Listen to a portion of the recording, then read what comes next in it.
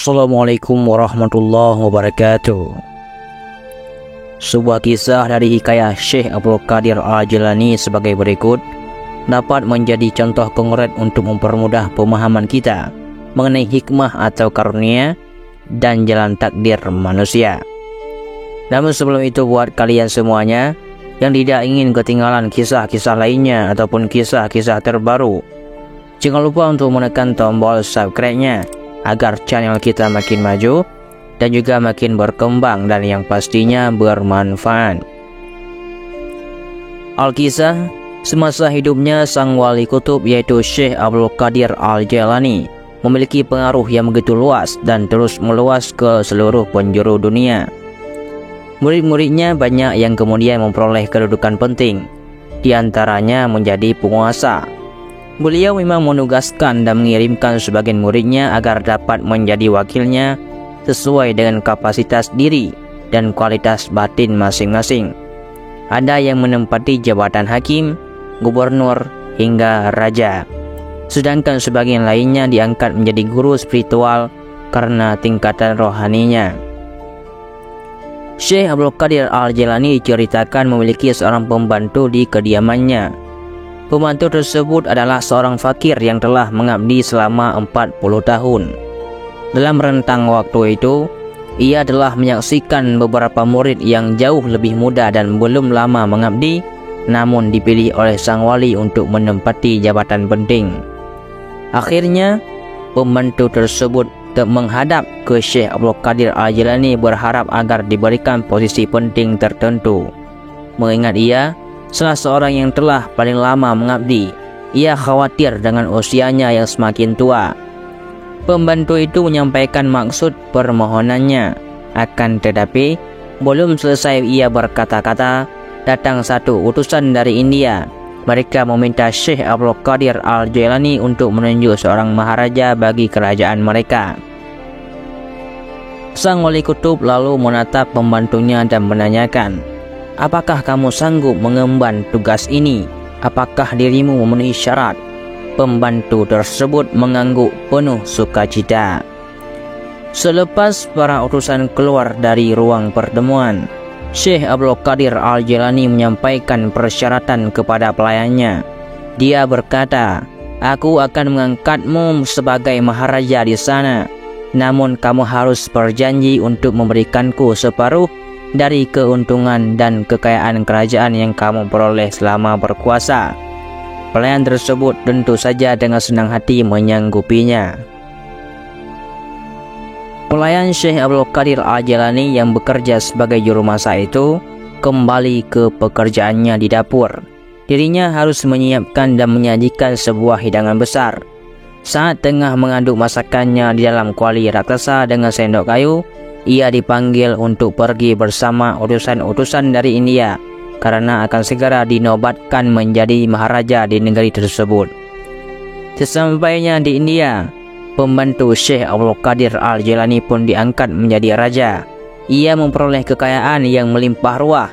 Tak lama, dirinya menikah dan dikaruniai seorang anak laki-laki. Ia membangun banyak istana untuk dirinya dan keluarganya sendiri. Kekuasaan, keberlimpahan, dan kesenangan hidup dengan segera membuatnya melupakan Syekh Abdul Qadir Al-Jilani. Berikut dengan janji yang pernah ia ucapkan dahulu. Dia sudah terlalu asik dan tenggelam dengan dunia barunya.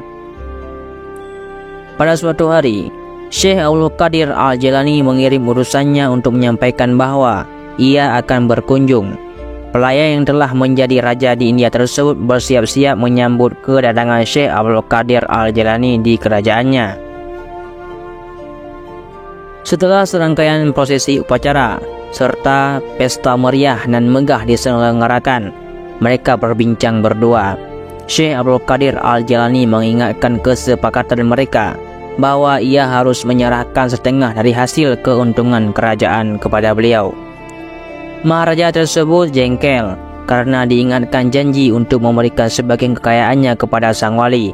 Apa boleh buat, Maharaja tidak bisa mengingkari janjinya.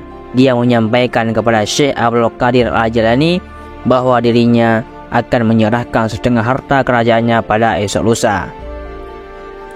Meskipun demikian, Terlintas dalam niatnya kalau dia tidak akan sungguh-sungguh memberikan sejumlah itu. Kekayaan yang menumpuk seiring waktu mengakibatkan sifat tamak raja pun tumbuh. Ia melakukan pencatatan aset secara tidak jujur. Ia membawa daftar kekayaan tersebut di hari yang telah direncanakan, lalu memberikan sebagian harta kekayaannya kepada sang wali, sesuai dengan catatan yang telah dibuat. Meskipun catatan tersebut menyantumkan banyak istana dan harta lainnya, namun itu hanyalah sebagian kecil dari miliknya. Namun Syekh Abdul Qadir Al-Jilani terlihat puas melihat daftar kekayaan yang ia terima. Syekh Abdul Qadir Al-Jilani lantas bertanya, "Aku mendengar kau juga mempunyai seorang anak laki-laki." Lalu ia pun menjawab, "Iya, sayangnya hanya seorang. Jika ada dua, pasti aku pun akan memberikan salah satunya kepadamu." "Tidak apa-apa, kemarikan anak itu," perintah Syekh Abdul Qadir Al-Jilani. "Kita masih dapat membaginya." Anak itu dibawa ke hadapan mereka. Syekh Abdul Qadir Al-Jilani menghunus pedangnya yang tajam tepat di atas bagian tengah kepala anak itu. "Kamu akan mendapatkan setengahnya, dan setengahnya lagi akan menjadi bagianku," tukas beliau. Sang ayah begitu ketakutan.